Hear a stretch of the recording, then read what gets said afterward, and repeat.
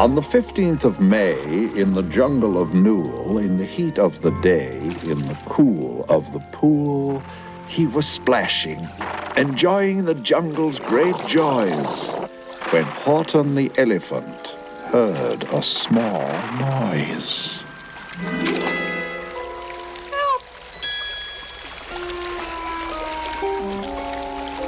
Then he heard it again, just a very faint yelp, as if some tiny person were calling for help. He looked and he looked. He could see nothing there but a small speck of dust drifting down through the air. Most highly peculiar. He'd never heard tell of a small speck of dust that was able to yell. Help! Please, help! You know what I think? I suspect that there must be something alive on that small speck of dust. Some sort of a person of a very small size. Too small to be seen by my elephant's eyes. If so, I should save him, because after all, a person's a person, no matter how small.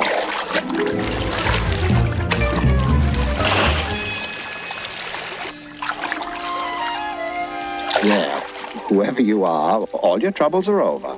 I'll put you down safe on this comfortable clover.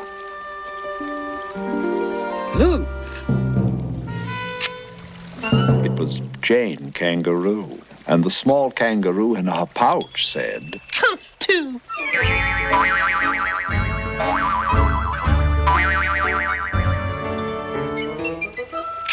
Why, that speck is as small as the head of a pin. A person on that? There never has been. I know it seems strange, but I tell you, sincerely, these extra big ears of mine heard him quite clearly. Horton, I've known you 12 years in the jungle of Newell, and I've always considered you somewhat a fool.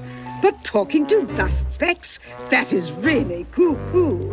Something has got to be done about you, and something's precisely what I'm going to do.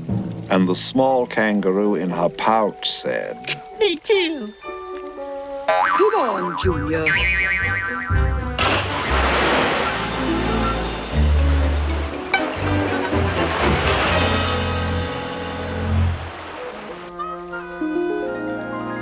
You're certainly lucky that I'm still around. This is twice in one day that you've almost been drowned.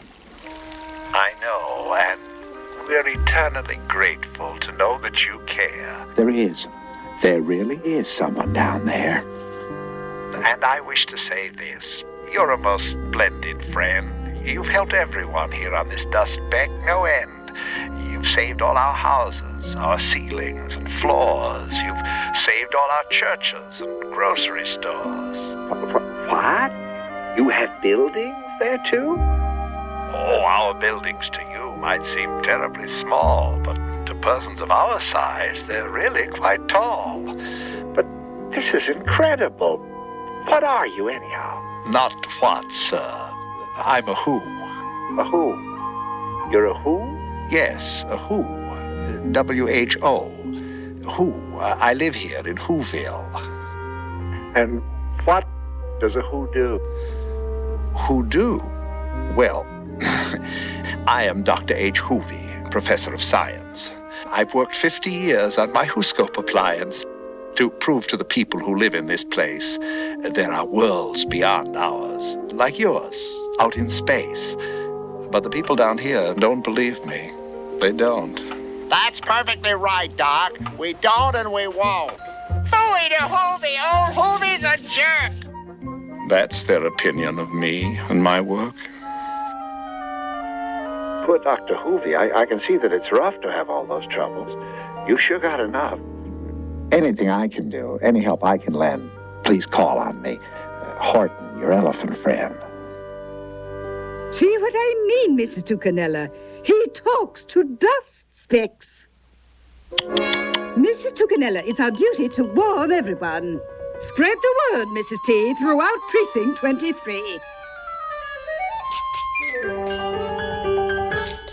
Really? This is highly confidential. This is just between us two. But Mrs. Tucanella told me Horton's talking to a who. A who? Who's a who? Well, my dear, that's just the point. There isn't any who. Horton's brain is out of joint. For goodness sake, a who? Now, I know you won't repeat this. Strictly entre nous. Of course. But Mrs. Tessick Tucanella is an unimpeachable source, and she says irrefutably it's indubitably a fact. Horton's schizowit-sophistic. In other words, he's cracked. He ought to be psychoanalyzed. Oh no, psychoanalysis is too expensive for an elephant. I hear they charge by the pound.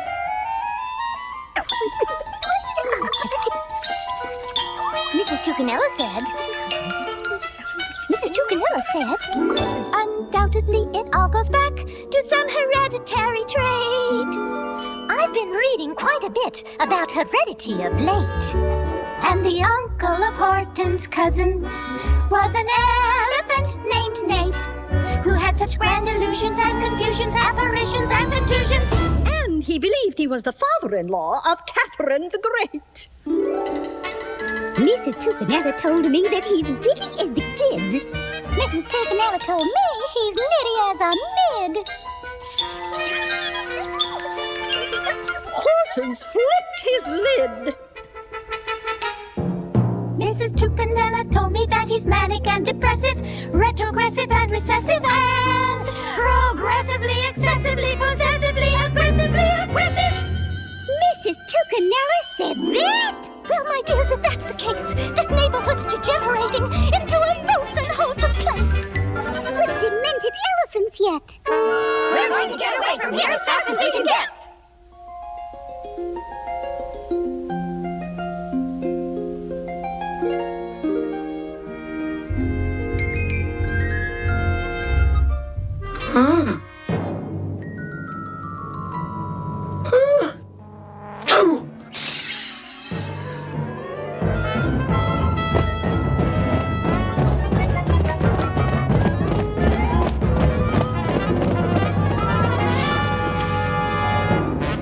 Dr. Hoovy.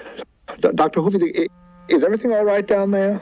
Yes, aside from a slight breeziness, everything's all right. But it is very discouraging, Mr. Horton. Nobody believes that you exist, or that anything exists outside his own little world. Old Doc Hoovy, he talked through a hose. Who old Doc talked to, nobody knows. Then he say, My dear, it's perfectly clear that the world is a-sitting on an elephant's nose. the world is a-sitting on an elephant's nose. An elephant's what?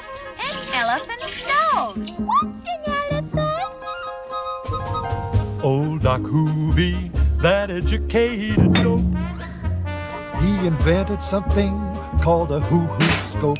He looked up in the sky and he say, my, it's gonna rain pickles and it's gonna pour soap. It's gonna rain pickles and it's gonna pour soap. Is Horton an elephant? No, man. Horton's a pickle. What's a Horton? Old Doc Hoovy, that old and famous Boy Scout, he's got all merit badges as to what it's about. He say, hip hip hooray, we got it made today. 'Cause we're all a-sittin', 'cause we're all a-sittin', yes, we're all a-sittin' on an elephant's nose. That's the picture, Mr. Horton. I don't like to fuss or moan, but if it weren't for you, I'd be all alone. I won't ever let you down. You're a person, after all. And a person is a person, no matter how small. Horton, since you've shunned my advice and still talk to that who, you have forced me to take drastic steps against you. And the small kangaroo in her pouch said, Me too. Yes, we've had enough of this rot. Gentlemen, do your duty. Rot, rot, rot, rot. It's a plot, plot, plot, plot. We're the Wickersham Brothers. We're on to your plot. Pretending you're talking to who's who are not. It's a deep, tight, evil political plot. Pretending you're talking to who's who are not. We're the Wickersham Brothers. We're vigilant spotters. Hot shot spotters of rotters and plotters. And we're going to save our sons and our daughters from you. You're a dastardly, dastardly, schnastardly schnook, trying to brainwash our brains with your gobbledygook.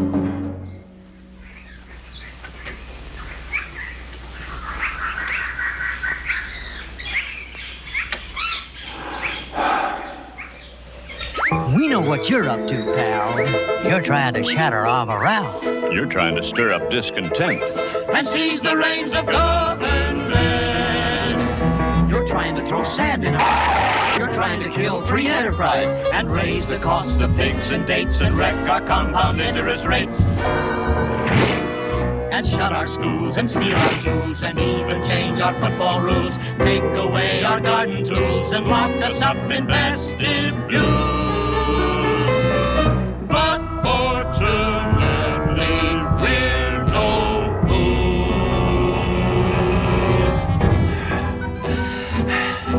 We're the Wickersham Brothers.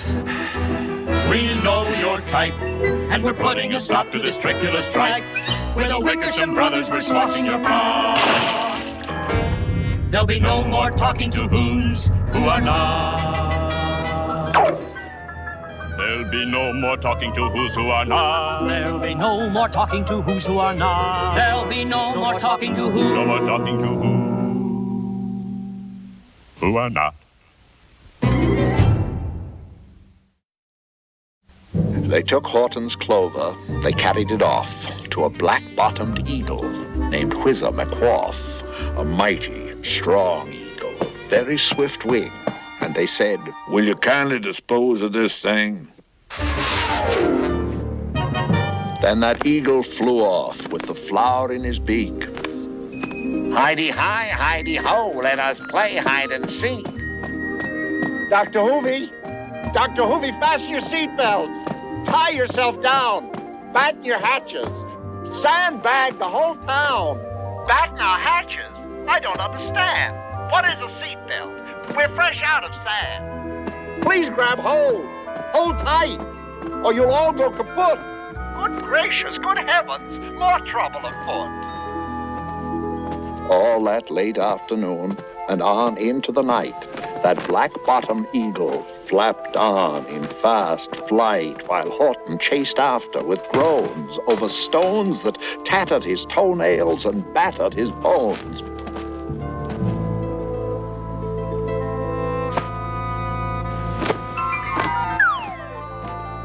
And at 5:45, precisely, he did it. It sure was a terrible place that he hid it. He let that small clover drop somewhere inside of a great patch of clover, 100 miles wide. Find that, huh? I fear you are destined to fail. And he left with a flip of his black-bottomed tail.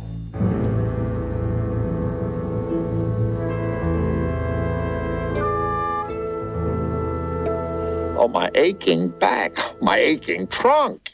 If I can't find my friends on that clover, they're sunk. But I'll have to find them, because after all, a person's a person, no matter how small. And clover by clover by clover, with care, he picked and he plucked and he called. Are you there? But clover by clover by clover, he found that the one he was seeking was just not around. And by noon, poor old Horton, more dead than alive, had picked, plucked, and piled up 3,000,005. All through the afternoon, hour after hour. Then, finally, at last, from the 3 billionth flower came a voice that was hollow and ghostly and thin. Mr. Horton, for goodness sake, where have you been? Dr. Hoovy, quick, doctor, tell me, do tell. Are you safe? Are you sound? Are you whole? Are you well? Am I well? Am I whole? Am I safe? Am I sound? When that black-bottomed birdie let go and we dropped, dreadful crashing occurred. Our clocks have all stopped. At Herkimer's drugstore, the soda pops popped. Look, the Huey department store. Seems like it flopped. Such civic disaster has never been topped. Dr. Hoovy, Dr. Hoovy, you were absolutely right. You warned us, and you warned us, but we didn't see the light. The things you told us all were true. If we only knew. Dr. Hoovy, Dr. Hoovy, from here on in, we believe in you. Just tell us what we have to do. Just lead us and we'll follow you. We'll save this town. We'll save this world. Just tell us what we have to do. What to do? I wish I knew. Keep up your courage now. Never let it sink. Things are getting better. Much better. I think. Horton, for almost 2 days you've run wild and insisted on talking with persons who've never existed. Such carryings on in our peaceable jungle. We've had quite enough of your bungling bungle. Bungling bungle. So, with the help of the Wickersham brothers and dozens of Wickersham uncles and Wickersham cousins and Wickersham in-laws whose help I've engaged, you're going to be roped and you're going to be caged. He's going to be roped, he's going to be caged. Horton the elephant's going to be caged. He's going to be roped, he's going to be And caged. as for your dust speck, that we will boil in a hot steaming kettle of bezelnut oil. Boil my dust speck? No! That you can't do. It's all full of persons. I'll prove it to you. Boil that dust speck, boil that dust speck, boil that dust speck. Boil, boil, boil, boil. Bezelnut, bezelnut, Bezelnut, boil. You who's don't give up. I believe in you all. A person's a person, no matter how small. And you very small persons will not have to die if you make yourselves heard. So come on now and try. We are here, we are here, we are here! Sound off, it's time to be heard. Your time's running out, it's your time to be heard. Give with a gargle or chirp like a bird or blunk on a blunker. Blunk on a blunker and make yourself heard. Blow on a blueser. Anything goes. If you can't blow a blueser, try blowing your nose. If you can't snap your fingers, try snapping your toes. Anything. Anything. Anything. Anything, anything, anything, anything goes. Sound off, come make yourself know. Play beetle-dee-boop on a xylophone. Play bap-bap-bap on a dinosaur bone. Play anything, neighbor. Just make yourself known. Play an octet on a ocarina. Play bubble-dee-bub on a coffee machine. Play on a pizzit. Fizz on a pizzit. Do it on something, whatever it isn't. All noises are needed, refined or absurd. Sound off, neighbor, and make yourself heard. We're here, we're here, we're here, we are here! We're here, we are here, we are here, we are here! We are here, we are here, we are here, we are here! And you surely heard that. Just as clear as a bell. Everything's going to be just perfectly swell. Humph, I heard nothing, and you didn't either. And as for my progeny, he didn't. Neither. He's going to be roped, he's going to be caged. Horton the elephant's going to be caged, he's going to be roped, he's going to be caged. Horton the elephant's going to be caged, he's going to be roped, he's going to be caged. Horton the elephant's going to be caged. Boil that dust speck. Doctor, make certain that everyone's working. Look through your town. Is there anyone shirking? Was there anyone shirking? Was every who working? Through the town raced Doc Hoovy from east to the west. But everyone seemed to be doing his best. Everyone seemed to be yapping or yipping. Everyone seemed to be beeping or bipping. But it wasn't enough, all this ruckus and roar. He had to find someone to help him make more. He raced through each building. He searched floor by floor. And just as he felt he was getting nowhere and almost about to give up in despair, in the Fairfax Apartments, apartment 12J, behind an umbrella stand hidden away, he discovered a very small shirker named Jojo standing. Just standing and bouncing a yo-yo, not making a sound, not a yip, not a chirp.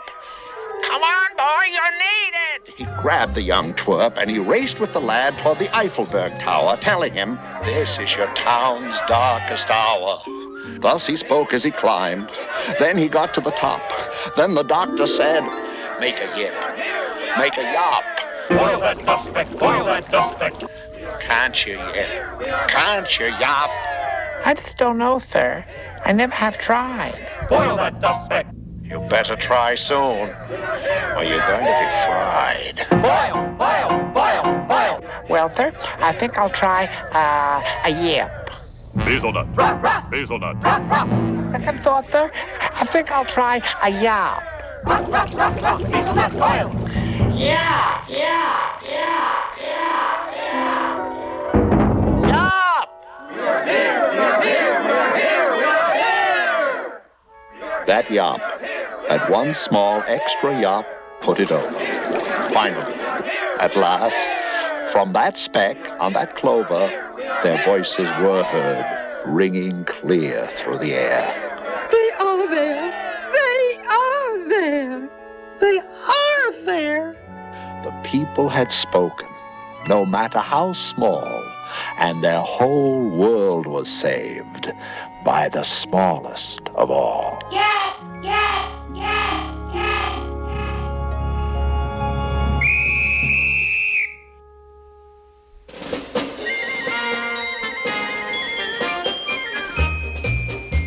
Oh, be kind to your small person friends.